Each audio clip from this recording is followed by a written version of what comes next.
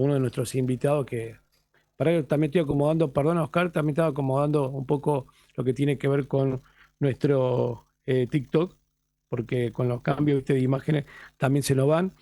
Pero vamos a charlar con Carlos Giraudo, porque leí, digamos, lo que está proponiendo y me parecía una excelente idea. En realidad ya me parece una excelente idea de buscar, digamos, cambiar algunas cosas que están dando vuelta y propone, bueno, eliminar los colegios profesionales para financiar universidades. Y me parece que era interesante charlarlo con él unos minutitos, primero para tener un poquito más de precisión y ya decir, ya, de pensar en cosas para cambiar para bien, me parece que hace mucho tiempo que no venimos escuchando. Es como que siempre estamos siendo, digamos, los plomeros del Titanic, ¿no? Tratando de solucionar los huecos que tenemos y no buscando la forma de avanzar. Hola Carlos, ¿cómo estás? Un placer Hola saludarte. Pablo, ¿cómo estás? ¿Cómo andás vos? Bien, ¿Bien? bien. Bien, ¿vos? Bien, bien, bien, bien. Antes que nada, gracias por darme la oportunidad de tratar de hacer público este debate sobre el financiamiento universitario. Sí, y la verdad que está bueno eso, ¿no? De debatir algunas cosas que creemos que todo tiene que ser ya establecido así, y los tiempos van cambiando, las costumbres van cambiando, las economías van cambiando y es necesario meter cambios en algunos aspectos. Sí, sobre todo esto surge porque en las situaciones de crisis es donde uno tiene que utilizar los recursos de manera estratégica. Entonces, la discusión del financiamiento universitario siempre estamos en la misma dicotomía de siempre, nunca hay una alternativa concreta. Entonces nosotros dijimos, prioricemos los gastos. Dijimos, empezamos a hacer un estudio y entendemos que hay hoy activo en la Argentina 5 millones de profesionales. Y si nosotros sacamos la entidad intermedia, que nada tuvieron que ver con la formación inicial de los profesionales del juego, esos 5 millones de profesionales pagarían la matrícula al sistema universitario, a las universidades, y hoy en números, con 2 docenas de empanadas, decimos 50.000 pesos, llevamos a un ingreso al sistema universitario de 3 billones de pesos, o sea, un 3 con 12 ceros al costado. Mira, ¡buah! Una cifra importante, ¿no? Sí, por supuesto, porque además hay que cambiar el paradigma. Siempre estamos hablando de que el egresado de la universidad debe reintegrarle al Estado lo que le dio. Y nosotros entendemos la gratuidad como el acceso, pero la responsabilidad en el egreso. Es decir, devolver una vez que uno empiece a ejercer su profesión. ¿Y por qué decimos esto? Porque el título no es un regalo, el título no es un obsequio individual que tuvo por arte de magia algún sector de la sociedad. El título debe ser tomado como el capital social de cada persona. Vos, por ejemplo, nosotros hacemos esta analogía. Cuando hablas de constituir una empresa, te están hablando de un capital mínimo de integración para poder constituirla. Bueno, cuando vos egresás, si bien sos una persona física, podés asimilarte a una empresa y decir, ¿cuál es el capital social que tuviste? Bueno, te lo aportó el panadero, el colectivero, aquella persona que nunca pisó el claustro universitario a través de sus impuestos. Bueno, ese capital social debe ser reintegrado. ¿De qué manera? Decimos, el capital ya existe, los recursos ya están destinados. ¿A quién? A instituciones intermedias que hoy te cobran una matrícula para ejercer, y entendemos que nada tuvo que ver con la formación inicial del profesional. Entonces nos preguntamos esto, si esa matrícula se abonara directamente en las universidades, ¿qué cambia si el mismo control que hacen los consejos profesionales lo hicieran las universidades? No cambia en nada en la función, pero cambia de un montón en el financiamiento para el sistema universitario. Sí, ahí lo que te van a tirar la bronca son los que están adelante de los consejos, ¿no? Por supuesto que hay sectores corporativistas que quieren pelear esta cuota de poder abstracta, diría, que se ha acostumbrado y se ha alienado de alguna manera en la sociedad, que el profesional egresó de la universidad, le debe todo pero no le devuelve nada y termina pagando un impuesto, un pseudo impuesto, un peaje, nos gusta llamarlo, a una institución intermedia. Y si esa matrícula y ese control de profesión lo realiza la Casa de Altos Estudios, que sabe quién egresó, cuándo egresó, y controla el desarrollo profesional, se dota de un presupuesto y el profesional puede devolverle a la ciudadanía lo que tanto le dio ese capital social, esa responsabilidad. Ahora, Carlos, estudiantes te dirán, bueno, está bien, pero yo durante lo largo de toda mi carrera también fui aportando porque fui, no sé, gastando en Córdoba, viviendo en Nueva Córdoba, usando el transporte, utilizando todo y lo que tiene que ver con el hecho de que cada cosa que haces también vas pagando los impuestos correspondientes. Por ahí te pueden plantear y decir, che, pará, yo ya hice esto, yo ya pagué, yo ya estudié, porque a medida que iba estudiando iba pagando con todo lo que iba haciendo y generando, que también se habla de eso, ¿no? Por eso también el hecho de decir que las universidades no son totalmente 100% gratuitas, porque tienen sus costos y tiene este juego de ida y vuelta con el cual el dinero, que a veces no nos damos cuenta, que hasta yendo a un kiosco estamos pagando siempre los impuestos. ¿Qué esperás del otro lado que te puedan ya decir lo que recién se reciben, los que están egresados o actualmente los profesionales? No, a ver, ahí hay dos cosas. Primero, el estudiante universitario, es real que la universidad es para todos. Es una falacia porque no cualquiera puede acceder al sistema universitario, por esto que vos decías. No Exacto. todas las familias hoy pueden disponer, sobre todo las que son del interior, de un departamento para que sus hijos estén, de la comida que les implica. Tiene un costo intrínseco la educación universitaria. Por eso, con más razón, es la responsabilidad, porque no todos pueden llegar y utilizan de manera pública el estudio para su formación académica. Y de repente egresan y no le devuelven absolutamente nada a aquella persona que sueña con ir a la universidad, pero ese sueño nunca pudo ser realidad. Por eso creo que tienen un gran capital social y una fuerte responsabilidad. Y los profesionales, hoy yo no le estoy diciendo que vamos a cobrar a los profesionales, le estoy diciendo que en vez de pagarle a una institución intermedia que no hizo absolutamente nada por la formación inicial, destinemos esos fondos a las universidades nacionales. Claro. Sí, y está bueno el debate también, ¿no? Porque muchas veces he escuchado a profesionales quejándose de todo lo que pagan para sus consejos. Y eso también es cierto. Y Claro, aparte, mucha vos plata. imaginate esto. Yo soy contador, ¿no? Y si tengo un cliente en Salta, en Jujuy, en Santa Cruz o en Buenos Aires, debo matricularme en cada una de sus provincias y pagar esa matrícula para poder tener una relación comercial con mi cliente. Lo que hace, se terminan transformando los colegios en instituciones aduaneras, digamos, cuando el ejercicio del comercio dentro de la Argentina no puede estar grabado. Entonces, de repente, hoy hay consejos profesionales que han tomado ese monopolio de la fuerza, donde para poder ejercer, para poder firmar un balance en Buenos Aires, tengo que pagar la matrícula puntual en Buenos Aires. ¿Qué termina pasando? Se lo terminamos trasladando al cliente. Entonces, de repente es, ¿por qué a una institución intermedia? ¿Qué hizo la institución intermedia para facilitar el ejercicio de la profesión en la formación inicial? Después Claro. hablamos de un ejercicio de la profesión y un control. Existen médicos truchos, ¿dónde están los consejos profesionales que evitaron eso? Existen en muchos casos, toco el tema de la medicina que es el más fácil de identificar, pero hay profesionales donde hay denuncias sobre venta de matrículas en el tema de la medicina. De hecho, hay colegios que después quiebran por su mala administración de fondos, una entidad intermedia creada por leyes provinciales donde hay una cuota de poder y una burocracia excesiva, donde la universidad ya sabe que egresaste y le tenés que ir a decirle, soy egresado de una universidad, deme la matrícula para poder ejercer el comercio. Nosotros estamos diciendo, vos sos egresado de una universidad, que la misma universidad te dé la matrícula. Claro. Carlos, cuando hablaba, me acordaba de algunos abogados también que plantean eso, ¿no? Especialmente algunos de Córdoba, y se fue a una universidad que es nacional. Y resulta que para poder ejercer, a pesar de una universidad nacional, no sé, en Buenos Aires, en la capital, terminan haciendo esto, ¿no? Pasándole el caso a algún colega, que después el colega le pasará algún caso cuando sale en Córdoba, y trabajar, viste, así en tándem, en conjunto, porque la verdad les parece también ridículo, ¿no? Tener que estar matriculándose en cada lugar donde puedan ejercer.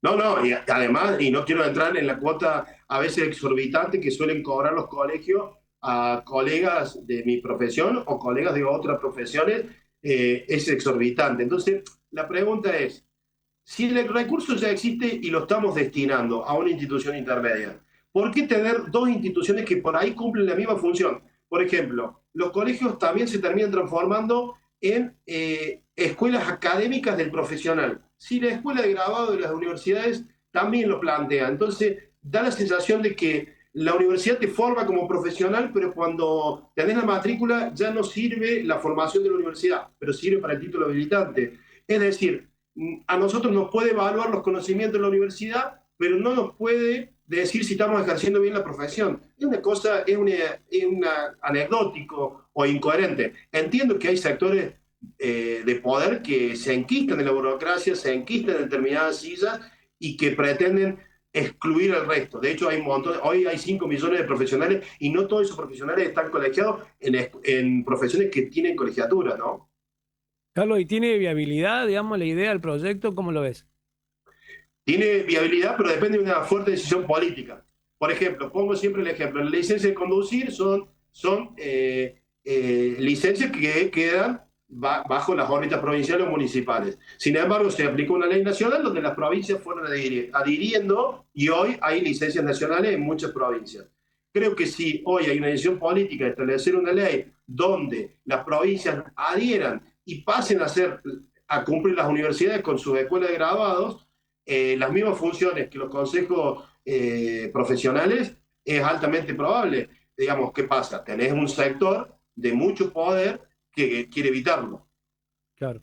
O sea que estamos, digamos, al principio de algo que puede llegar a surgir y que me parece también que puede ser una buena idea, por lo menos como decía vos al principio, ¿no? Abramos el debate, ¿no? Escuchemos a ver cuáles son las alternativas.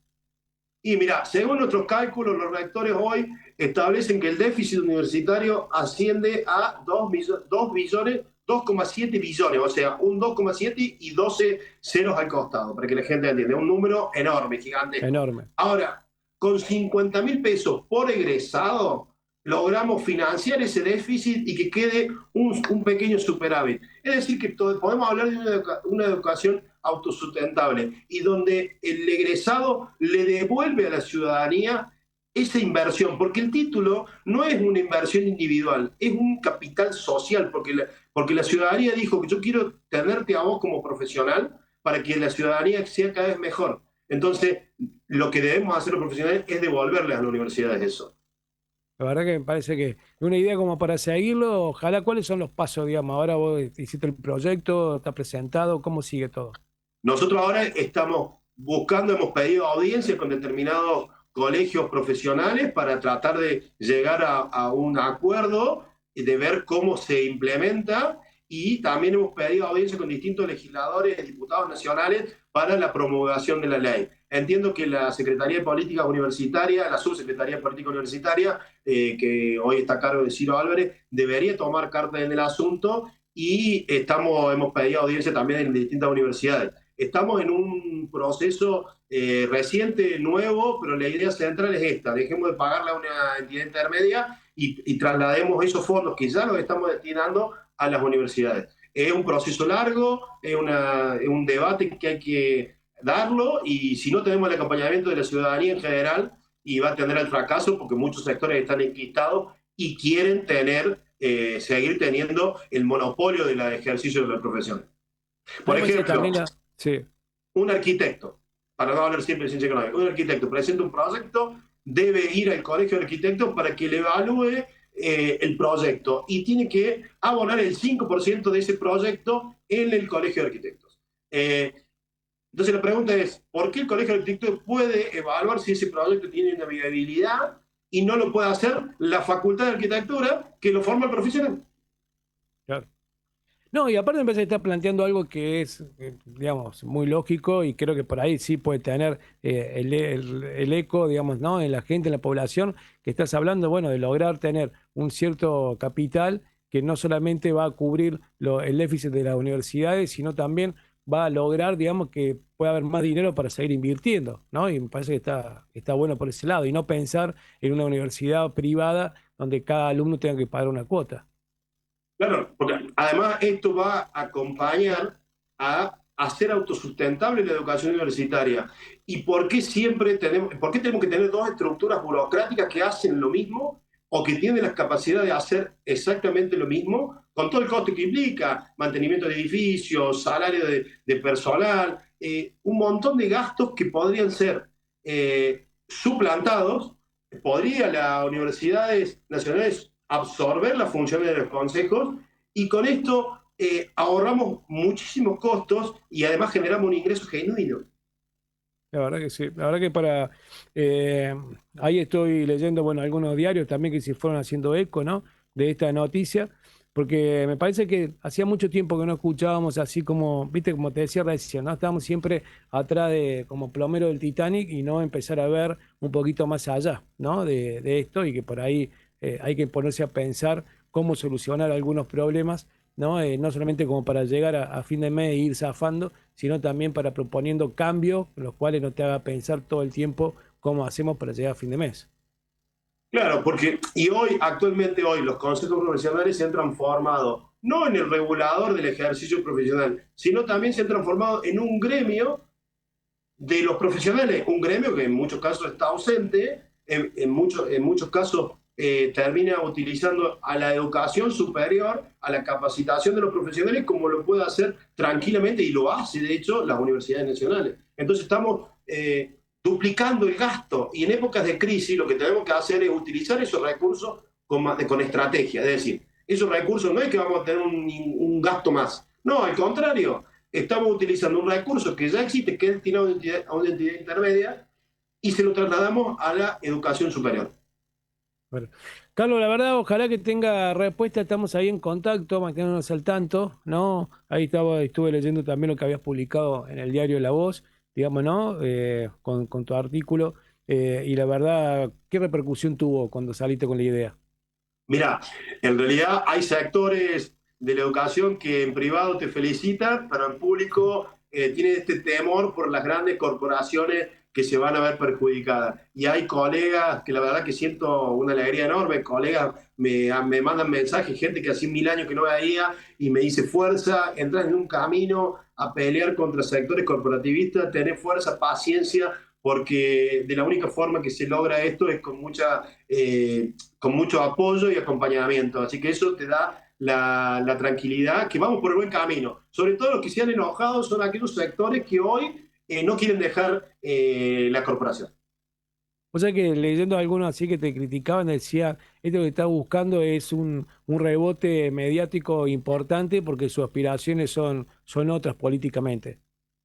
Mirá, no soy candidato a nada, no, la realidad es que nosotros intentamos en algún momento de la agrupación estar en el Consejo Profesional de Ciencia Económica. Hay un andamiaje para que nadie participe, pero no obstante no fui consejero conciliario, soy hijo de la Universidad Nacional de Córdoba. Mi vida soy un eterno agradecido de la universidad y me encantan los números, me encanta leer, me encanta estudiar, y cuando empiezo a ver la problemática que hoy están reclamando por la falta de fondos de la Ley de Educación Superior, empiezo a darme cuenta de que en esta época de crisis tenés que priorizar, decir, che, mirá, hoy no voy a Claro. ir al cine, hoy me quedo en casa porque tengo que preservar. Cuando hay crisis, uno ajusta y prioriza. Y digo, ¿por qué estoy pagando 2 veces una matrícula donde puedo pagarla una sola vez con un beneficio mucho más grande? Porque que vuelva a la universidad permite que muchos ciudadanos puedan tener becas. Los docentes, por ejemplo, tengo una cuenta rápida, en la ciencia económica hay aproximadamente 12.000 matriculados. En un promedio de 20.000 pesos mensuales, estaba hablando de 240 millones de pesos.